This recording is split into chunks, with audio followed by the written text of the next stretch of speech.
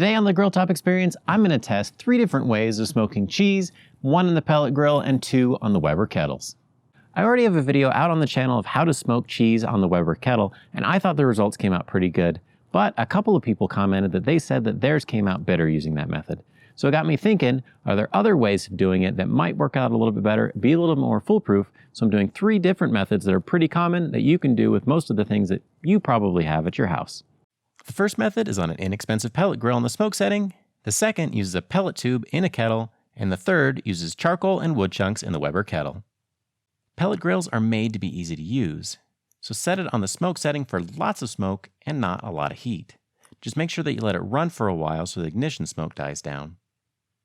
I'm using a pan of ice to keep the temperature around the cheese lower, and I'm also using a mini cooling rack. If you can't find them locally, I've included a link down in the description below. This will help with the airflow around the cheese and keep it out of the water once the ice starts to melt. Even though it's cold out, the temperature is way too high inside the pellet grill.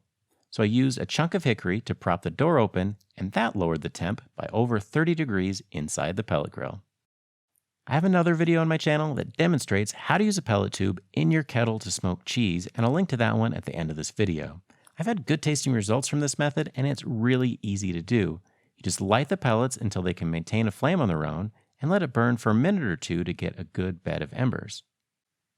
Then blow them out so they smolder instead of flame. That'll keep the kettle from overheating and produce a lot of smoke.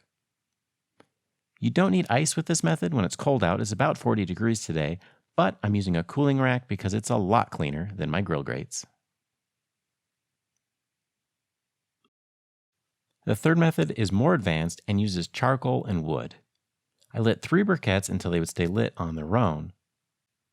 Then I used the mini snake method by putting unlit briquettes on top of the lit ones, which gave me a longer fire instead of a hotter one, which is key to the success of this method. Then I used a chunk of wood rather than chips because it would be less likely to catch fire and would give off smoke for a really long time instead of just burning up. I knew this method would produce more heat, so I used a pan of ice and put it directly over the flame. That ice will absorb a lot of heat that the fire produces, but leave the smoke behind for the cheese. And again, a cooling rack is preferred to black who knows whatever you cooked last grill grate lines on your cheese.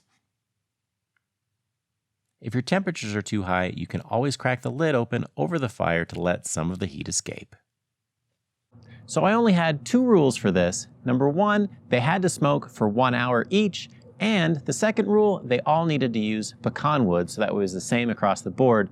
I've got pecan pellets in both the pellet grill and one of the Weber kettles, and a pecan chunk in the last one. So it's been about an hour and the cheese is starting to come off. I've noticed some really big differences along the way that I wanted to share with you. On the pellet grill, it cycles on and off, which means I think we're going to end up with a little bit lighter smoke flavor. On the pellets with the Weber kettle in the tube, that one produces a ton of white smoke, and I think that one's going to be pretty strong.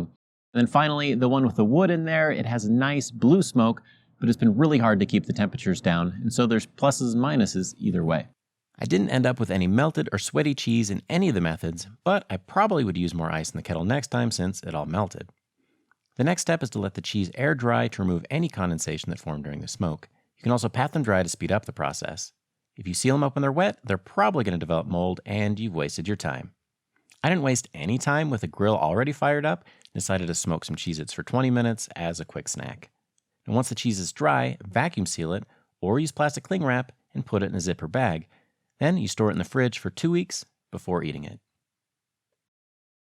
Now, if there's only one thing that you learned from this example is never eat the cheese straight off the smoker.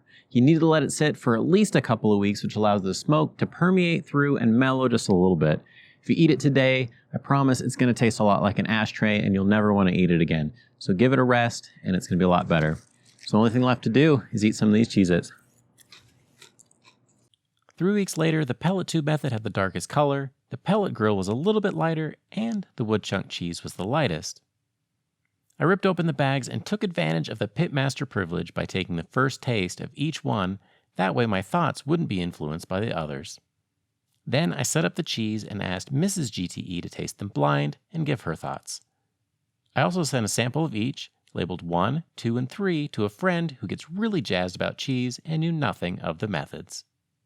The cheese that came off the pellet grill was a lot less smoky than any of the other samples that we had. And in fact, my cheese-loving friend, he thought that perhaps I'd given him a control sample that hadn't been smoked at all, and he pegged that one for the one that came off the pellet grill. I'm sure there are lots of people who love pellet grills and know exactly how to smoke cheese on it. This particular method, though, was not a favorite among the testers. And if you follow my method, make sure you get the cooling rack out of the ice. It melted just enough that the bottom of the cheese was touching the water. It'd be a lot better if you either doubled up the cooling rack or had it completely up on top of that pan. The pellet method out on the Weber kettle came out super smoky, but it was a different kind of smoke than you'd expect. It was almost like some of the cheaper smoked cheeses that you might get at the grocery store. Mrs. GTE didn't really like this one, but the other two testers didn't see anything wrong with it. And for me, I didn't really notice the difference when it was melted, but when it was cold, you could taste some of those other notes that weren't quite as good. And that means our favorite method is the wood chunks on the Weber kettle. It makes sense because the pellets would smolder and may not produce as clean of smoke, but a hot fire with good wood chunks will produce a natural wood flavor that really can't be beat. Its biggest drawback, though, is it is really hard to be able to maintain that fire at the right temperatures without melting the cheese. But with a little bit of practice, I bet we could get it dialed in and have a perfect method that other people could use as well. So what are your cheese smoking tips? Put them in the comments below and share them with everybody else.